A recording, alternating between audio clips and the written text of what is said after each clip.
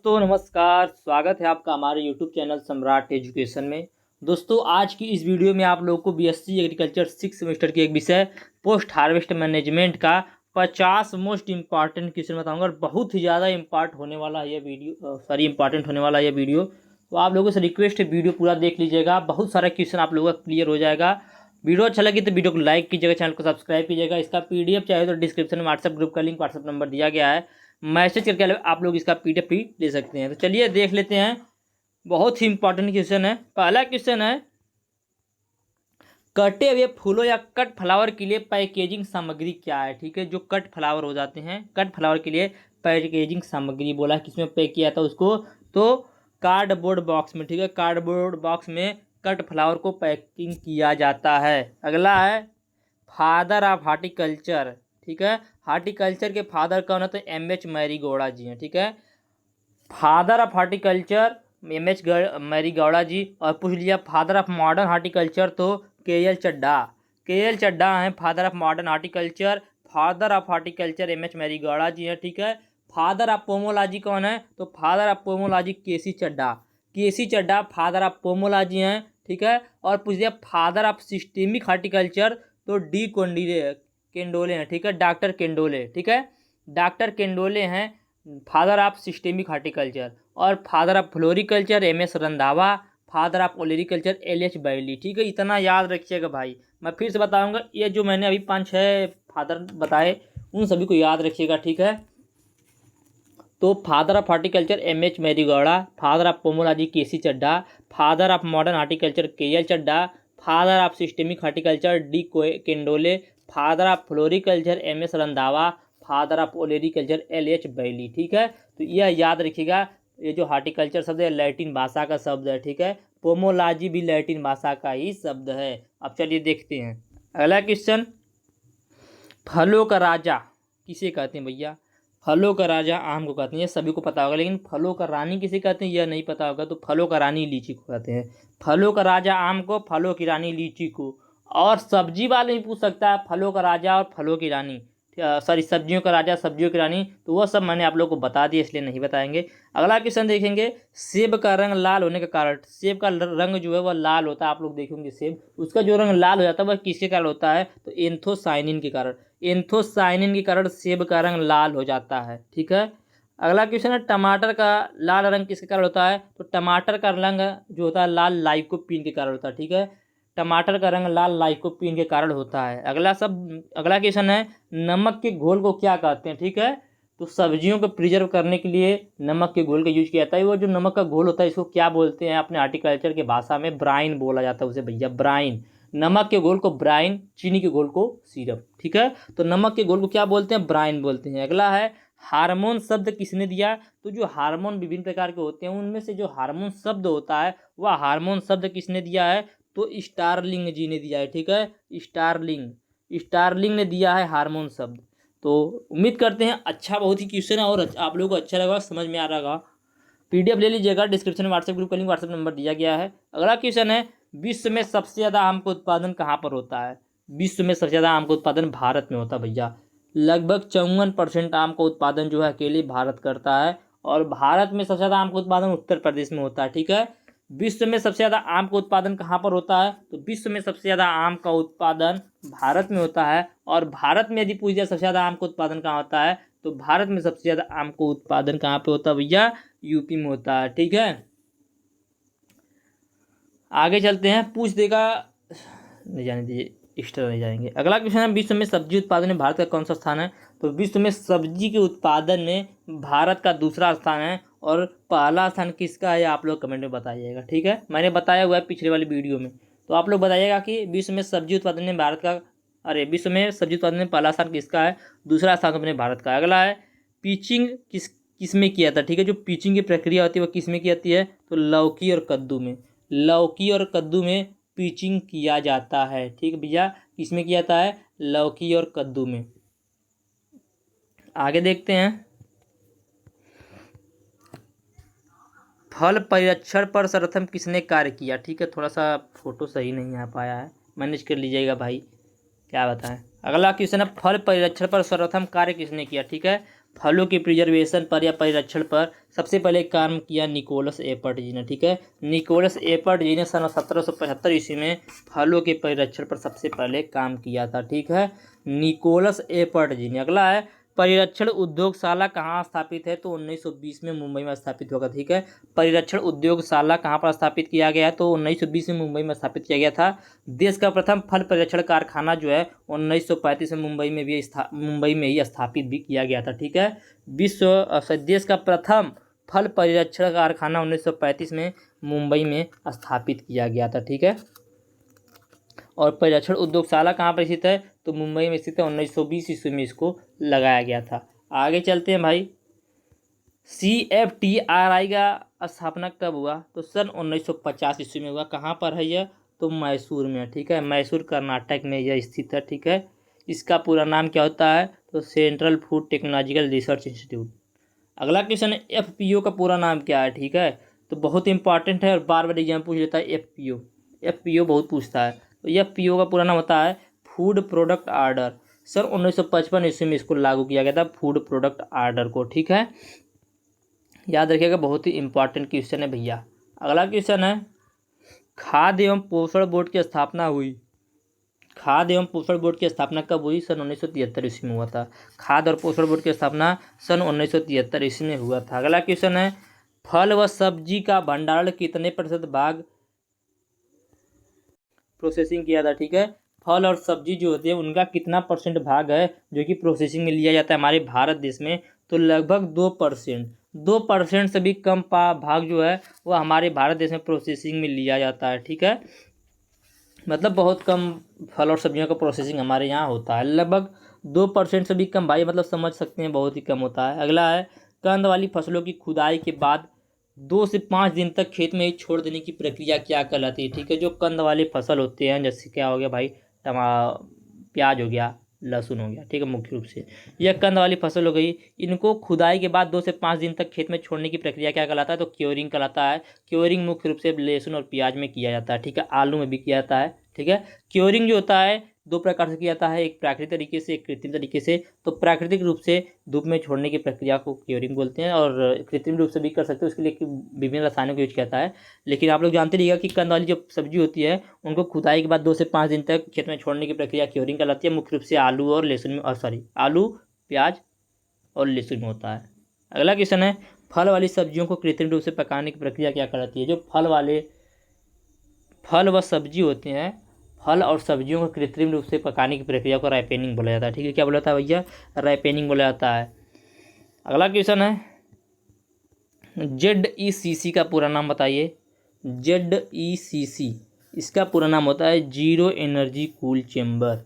Zero energy cool chamber ZECC का पूरा नाम होता है भाई, क्या नाम होता है, जीरो एनर्जी कूल चेम्बर। इसकी खोज सन 1882 में ICR में SK राय और खुर्दिया जी ने किया था। ठीक है, SK राय और खुर्दिया जी ने क्या किया था, ZECC zero energy cool chamber का खोज किया था। कहाँ पर, ICR के अंडर में। ठीक है, ICR में रहकर SK राय और खुर्दिया जी ने जीरो एनर्जी कूल चेम्बर का खोज किया था। इसका नाम जीरो एनर्जी कूल चेम्बर इसीलिए क्योंकि बिना एनर्जी लिए ही यह कूल रहता है। ठीक, इससे किसी भी प्रकार की कोई ऊर्जा की आवश्यकता नहीं होती। ठीक है, चलिए अगले क्वेश्चन पर चलते हैं भैया। PFA का पूरा नाम क्या है। ठीक है, PFA का पूरा नाम पूछा है, तो PFA का पूरा नाम होता है प्रिवेंशन ऑफ फूड अडल्ट्रेशन। ठीक है, prevention of food adulteration act. ठीक है, ये पूछेगा तो इसका पूरा नाम होता है प्रिजर्वेशन ऑफ फूड अडल्ट्रेशन। यह एक एक्ट है जिसे 1954 ईस्वी में लागू किया गया था। ठीक है, PFA एक्ट को 1954 ईस्वी में लागू किया गया था। अगला क्वेश्चन है CFTRI का पूरा नाम बताइए। तो CFTRI का पूरा नाम central food technological research institute, जो कि मैसूर कर्नाटक में स्थित है। सन 1950 ईस्वी में इसको स्थापित किया गया था। अगला क्वेश्चन है CIPHET। CIPHET का पूरा नाम बताइए। तो इसका पूरा नाम होता है central institute of post harvest engineering and technology. बहुत इंपॉर्टेंट है और एग्जाम में आएगा आप लोगों को, क्योंकि भाई सब्जेक्ट का नाम ही यही है तो आएगा, 90% चांस इसका आने का। Central institute of post harvest engineering and technology कहाँ पर है, लुधियाना में। सन 1989 ईस्वी में इसको स्थापित किया गया था। ठीक है, अगला क्वेश्चन है FSSAI, फसाई बोलते हैं इसके शॉर्ट में, इसका पूरा नाम होता है food safety and standard authority of India, ठीक है। और यह क्वेश्चन जो आपके इसके अगला जो एग्जाम है फूड सेफ्टी एंड स्टैंडर्ड, उसके लिए भी बहुत ज़्यादा इंपॉर्टेंट है। इसमें थोड़ा सा कम, लेकिन उसमें 100% पूछा जाने वाला क्वेश्चन है। तो फसाई का पूरा नाम होता है food safety and standard authority of India, जिसे अगस्त 2011 ईस्वी में अगस्त 2011 में लागू किया गया था, ठीक है। इसे food safety and standard act 2006 के अंडर में रखकर क्या किया गया था, लागू किया गया था, ठीक है। अगला क्वेश्चन है 40 डिग्री तापमान से कम तापमान पर 40 डिग्री से कम तापमान पर किसी उत्पाद को परिरक्षित करने की प्रक्रिया को क्या कहते हैं, तो क्रायो प्रिजर्वेशन कहते हैं। क्रायो प्रिजर्वेशन बोला जाता है उसे, क्रायो प्रिजर्वेशन। जब किसी को 40% से कम 40 डिग्री सेल्सियस से कम तापमान पर परिरक्षित किया जाता है तो उसको बोलाता है क्रायो प्रिजर्वेशन। अगला क्वेश्चन है कार्बनिक परिरक्षण में शामिल होता है, तो कार्बनिक परिरक्षण में कौन कौन से शामिल होते हैं, यह बात हो रही है यहाँ पर। तो जो कार्बनिक परिरक्षण होता है इसमें भाई नमक, चीनी और सिरका। नमक 15 से 20%, चीनी 60 से 70%, सिरका 2 से 3% यूज किया जाता है, ठीक है। और यदि पूछ दिया रासायनिक रूप से तो sodium metabisulphite, sodium benzoate, carbon dioxide, ठीक है, और रेडिएशन ट्रीटमेंट। यह केमिकल रूप से कर सकते हैं, और रासायनिक रूप से या जैविक कार्बनिक रूप से भाई नमक, चीनी और सिरका, ठीक है। अगला क्वेश्चन है इंपॉर्टेंट, सभी क्वेश्चन बता दे रहा हूँ मैं। रंगहीन फलों के परिरक्षण में उपयोग किया जाता है। जो रंगहीन फल होते हैं उनको प्रिजर्व करने के लिए क्या यूज किया जाता है, तो उनको प्रिजर्व करने के लिए सोडियम मेटाबाइसल्फाइड का यूज किया जाता है, ठीक है। सोडियम मेटाबाइसल्फाइड का यूज किया जाता है, इसे KMS के नाम से भी जाना जाता है, ठीक है। सोडियम मेटाबाइसल्फाइड का यूज किया जाता है। यह मुख्य रूप से नींबू वर्गीय फल में लगते हैं, ठीक है। यह मुख्य रूप से नींबू वर्गीय फल के लिए उपयुक्त होता है। और अगला क्वेश्चन है 27वां क्वेश्चन, रंगीन फल में किसका यूज किया जाता है, तो रंगीन फल में सोडियम बेंजोएट का यूज किया जाता है, ठीक है।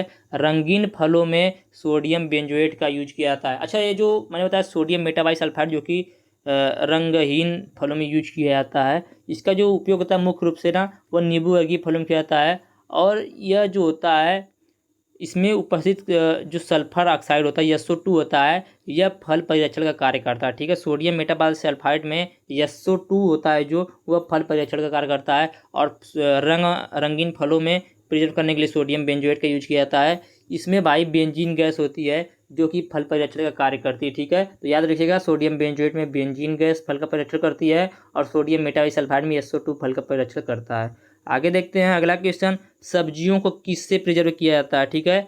सब्जियों को प्रिजर्व करने के लिए क्या किया जाता है, तो भाई मैंने पहले ही बताया था, या डिब्बा बंदी के लिए बोल सकते हैं। तो भाई 2 से 3% नमक के घोल का यूज किया जाता है, जिसे ब्राइनिंग भी बोला जाता है। क्या बोला जाता है भाई, ब्राइनिंग भी बोला जाता है। 2 से 3% नमक के घोल से प्रिजर्व कर सकते हैं। अगला है फलों को करने के लिए, तो 20 से 25 डिग्री सेल्सियस शर्करा के घोल में, मतलब जो चीनी होता है 20 से 25 डिग्री सेल्सियस के घोल में क्या करेंगे घोल से प्रिजर्व कर सकते हैं। इसे सिरपिंग बोलते हैं, ठीक है। इसको सिरप बोला जाता है, जो चीनी घोल होता है उसको सिरप बोला जाता है, और सिरप में प्रिजर्व करने की प्रक्रिया को सिरपिंग बोला जाता है। अगला क्वेश्चन है डिब्बों को सील करने से पहले का तापमान कितना होता है। जब आप पैकिंग कर रहे हैं, डिब्बा बंदी कर रहे हैं, तो डिब्बों को सील करने से पहले उसका तापमान कितना होता है, तो भाई उस समय उसका तापमान 74 से 75 डिग्री सेल्सियस होना चाहिए। अगला क्वेश्चन है फलों का गूदा चीनी व खटास को मिलाकर बनाया गया अपारदर्शक पदार्थ क्या कहलाता है, ठीक है। फलों के गूदा चीनी और खटास को मिलाकर बनाया गया पारदर्शक पदार्थ जैम कहलाता है। क्या कहलाता है भाई, बहुत इंपॉर्टेंट क्वेश्चन। इसमें से एक जो 3, 4, 5 पॉइंट बताऊंगा ना, इसमें से एक पॉइंट तो 100% एग्जाम में आ जाएगा। तो फलों के गूदा चीनी व खटास को मिलाकर बनाया गया अपारदर्शक पदार्थ जैम कहलाता है। इसके लिए सबसे उपयुक्त फसल सेब है, याद रखिएगा। जैम के लिए सबसे उपयुक्त फसल सेब। जैम में टोटल सॉल्युबल सॉलिड 68% पाया जाता है, TSS 68%, ठीक है। एसिडिटी अम्लता 0.5 से 0.6%, फल का भाग 45%, ठीक है। जैम में 45% फल का भाग होता है, TSS 68% होता है। सबसे उपयुक्त फल सेब होता है। एसिडिटी 0.5 से 0.6 होती है। इसका pH मान 3.5 होता है, ठीक है। 3.5 pH मान होता है। और इसका जो अंतिम उबाल बिंदु होता है, सबसे इंपॉर्टेंट याद रखिएगा, अंतिम उबाल बिंदु पूछेगा कि जैम का अंतिम उबाल बिंदु कितना होता है, तो 105 डिग्री सेल्सियस अंतिम उबाल बिंदु होता है, ठीक है। याद रखिएगा भाई। अगला क्वेश्चन है फलों के रस चीनी व खटास को एक साथ मिलाकर तैयार किया गया पदार्थ क्या कहलाता है? तो जेली कहलाता है। ठीक है, दोनों में थोड़ा सा अंतर है। फलों का गूदा, चीनी और खटास को मिलाकर बनाया गया पदार्थ जैम कहलाएगा।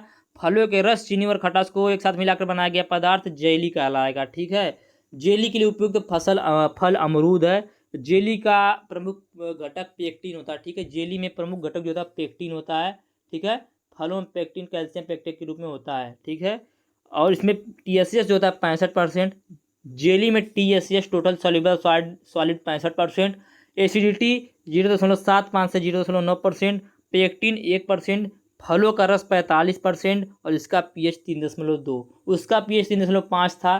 ठीक है, उसका pH 3.5 था। इसका अंतिम उबाल बिंदु 1.5 डिग्री सेल्सियस। ठीक है, 105.5 डिग्री सेल्सियस इसका अंतिम उबाल बिंदु है। उसका सिर्फ 105 डिग्री सेल्सियस था। ठीक है, तो याद रखिएगा जैम और जेली दोनों में क्या क्या बातें मैंने बताई है। उम्मीद करते हैं बहुत ही अच्छा लग रहा होगा ये वीडियो आप लोग को। अगला, टमाटर का श्वास में TSS कितना होता है? ठीक है, टमाटर का जो श्वास होता है उसमें TSS कितना होता है? तो भाई टमाटर के श्वास में 20 से 30% TSS होता है। ठीक है, टमाटर के अलावा अन्य जो भी श्वास होते हैं उन सभी श्वास में मात्रा जो होती है TSS की वो 16% होती है। ठीक है, टमाटर को छोड़कर सभी श्वास में TSS की मात्रा सिर्फ 16% होती है।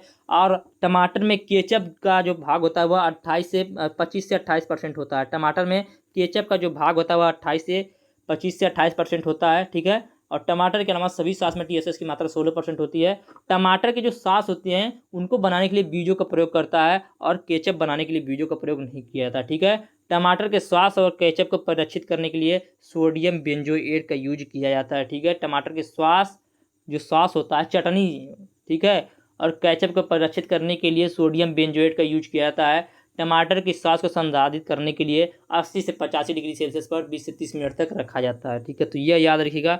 अगला क्वेश्चन है, फल परिरक्षण का मुख्य उद्देश्य क्या है? ठीक है, फलों का प्रिजर्वेशन क्यों किया जाता है, परिरक्षण क्यों किया जाता है, क्या उद्देश्य है भाई?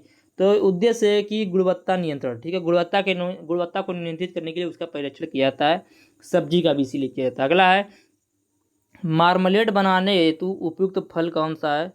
तो नींबू वर्गीय फल। नींबू वर्गीय फल जो होता है मार्मलेड बनाने के लिए बहुत ही उपयुक्त होता है। ठीक है, और सबसे उपयुक्त मुरब्बा बनाने के लिए सबसे उपयुक्त फल कौन सा है भाई? आंवला। मुरब्बा है तो सबसे उपयुक्त फल आंवला होता है। ठीक है, आंवला जो होता है बिना चाशनी का, आंवला में जो बिना चाशनी का पदार्थ होता है उसको कैंडी बोलते हैं। ठीक है, कैंडी के लिए सबसे उपयुक्त फल कौन सा है? तो कैंडी के लिए सबसे उपयुक्त फल बेर है। और मुरब्बा में चीनी की प्रतिशत मात्रा 68 से 70% पाई जाती है। ठीक है, आगे देखते हैं, इथाइलिन कैसा हार्मोन है? तो इथाइलिन जो होता है गैसीय हार्मोन होता है। जब आप फल को पकाएंगे तो देखेंगे उसमें एक बार रख दिया जाता है या लगा दिया जाता है, उसको ढक दिया जाता है तो वो गैस से अपने आप पक जाता है। तो इथाइलिन जो है एक गैसीय हार्मोन है। अगला है, शीतोष्ण फलों का राजा किस फल को कहा जाता है? तो शीतोष्ण फलों का राजा सेब को कहा जाता है, और वैसे फलों का राजा आम को कहा जाता है। शीतोष्ण फलों का राजा सेब को कहा जाता है, याद रखिएगा।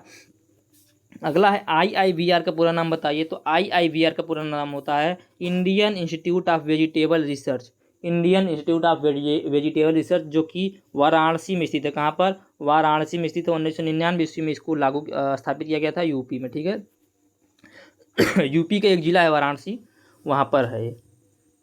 अगला है, आम का भंडारण हेतु उपयुक्त तापमान कितना होता है? तो आम के भंडारण के लिए 8.3 से 10.3 डिग्री सेल्सियस तापमान जो होता है उपयुक्त होता है। इतना ही अमरूद के लिए भी होता है, संतरा के लिए होता है, थोड़ा बहुत अंतर होता है। तो अमरूद के लिए भाई 8.3 से 10 डिग्री सेल्सियस होता है, संतरा के लिए भी इतना होता है। ठीक है, अगला क्वेश्चन है, CISH का पूरा नाम बताइए। बहुत इंपॉर्टेंट है, CISH का पूरा नाम बताना है।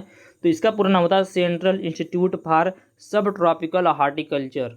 ठीक है, सेंट्रल इंस्टीट्यूट फॉर सब ट्रॉपिकल हार्टिकल्चर, जो कि कहाँ है भैया? लखनऊ में है। लखनऊ कहाँ पर है? यूपी में है। ठीक है, याद रखिएगा। अगला क्वेश्चन है, IIHR का पूरा नाम? तो Indian Institute of Horticulture Research, Hesaraghatta Bangalore में स्थित है। ठीक है, हिसार घट्टा बेंगलोर में स्थित है IIHR, Indian Institute of Horticulture research. अगला है, NHB, बहुत इंपॉर्टेंट है, बार बार पूछता है। NHB का पूरा नाम होता है नेशनल हार्टिकल्चर बोर्ड। ठीक है, राष्ट्रीय बागवानी बोर्ड या संस्थान वो दे देगा, नहीं संस्थान बोर्ड देगा। तो यह कहाँ पर है? गुरुग्राम हरियाणा में है। ठीक है, गुड़गांव नहीं, गुरुग्राम हरियाणा। ठीक है, 1984 ईस्वी में इसको स्थापित किया गया था। अगला है विटामिन ए की कमी से कौन सा रोग होता है, तो भाई विटामिन ए की कमी से मुख्य रूप से रतौंधी होता है। विटामिन बी की कमी से कौन सा रोग होता है, बेरी। विटामिन सी की कमी से स्कर्वी। विटामिन डी की कमी से घीगा। विटामिन ए के लिए क्या करना चाहिए भाई, हरी सब्जियों को खाना चाहिए। विटामिन बी की कमी को, विटामिन सी की कमी को दूर करने के लिए क्या करना चाहिए, खट्टे फलों को खाना चाहिए। विटामिन डी की कमी को दूर करने के लिए धूप लेना चाहिए और विभिन्न प्रकार के फलों को खाना चाहिए। अगला क्वेश्चन देखेंगे, संरक्षित पदार्थों की गुणवत्ता का नियंत्रण संस्था है, ठीक है। जो संरक्षित पदार्थ होते हैं इनकी गुणवत्ता का नियंत्रण कौन सी संस्था करती है, तो एफपीओ करता है, ठीक है। एफपीओ करता है। 1855 ईस्वी में इसको, 1955 में इसको लागू किया गया था। एफपीओ का पूरा नाम आप लोग बताएंगे, मैंने भी इसी वीडियो में बताया है। अगला क्वेश्चन है, फलों व सब्जियों के में वैक्स कोटिंग क्यों किया जाता है। फल और सब्जियों में वैक्स का कोटिंग किया जाता है, आप लोगों को पता होगा। तो वो जो वैक्स का कोटिंग किया जाता है क्यों किया जाता है, इसलिए किया जाता है क्योंकि वो श्वसन रुक जाए। यदि श्वसन रुक जाएगा तो उसकी सेल्फ लाइफ बढ़ जाएगी, और सेल्फ लाइफ बढ़ जाएगी तो उसका वैल्यू बढ़ जाएगा, ठीक है। तो इसलिए श्वसन को रोकने के लिए फलों में कोटिंग किया जाता है। अगला है, किसी पदार्थ की वैल्यू बढ़ाने के लिए मुख्य रूप से क्या करना चाहिए। यदि किसी पदार्थ की वैल्यू बढ़ानी है तो उस चीज़ की सेल्फ लाइफ बढ़ा देना चाहिए, चाहे वो कोई भी पदार्थ हो, मनुष्य से लेके फल सब्जी कोई भी हो। यदि किसी भी चीज़ की वैल्यू बढ़ाना तो उसकी आप सेल्फ लाइफ बढ़ा दीजिए, ठीक है। आगे देखते हैं, सब्जियों में कितने % नमी पाई जाती है, तो सब्जियों में 80% नमी पाई जाती है। अगला क्वेश्चन है, प्रथम फल संरक्षण एवं डिब्बा बंदी संस्थान कहाँ पर है, तो लखनऊ में है। 1949 ईस्वी में इसको स्थापित किया गया था लखनऊ में, ठीक है। और अगला और इस वीडियो का लास्ट क्वेश्चन है, निफ्टेम NIFTEM का पूरा नाम बताइए, तो इसका पूरा नाम है भाई national institute of food technological national institute of food technology entrepreneurship and management, जो कि सोनीपत हरियाणा में स्थित है, ठीक है। सोनीपत हरियाणा में स्थित है। तो यह आप लोगों का कुल 50 क्वेश्चन था। उम्मीद करते हैं बहुत ही अच्छा लगा होगा यह वीडियो आप लोगों को। जितना भी वीडियो मैंने अभी तक बनाया इस सब्जेक्ट का, उसमें सबसे अच्छा यही वाला वीडियो लगा होगा। और वीडियो अच्छा लगा तो वीडियो को लाइक कर दीजिएगा, चैनल को सब्सक्राइब कीजिएगा। इसका PDF चाहिए तो डिस्क्रिप्शन में व्हाट्सएप ग्रुप का लिंक, व्हाट्सएप नंबर दिया गया है, मैसेज करके इसका PDF ले सकते हैं। धन्यवाद, जय हिंद।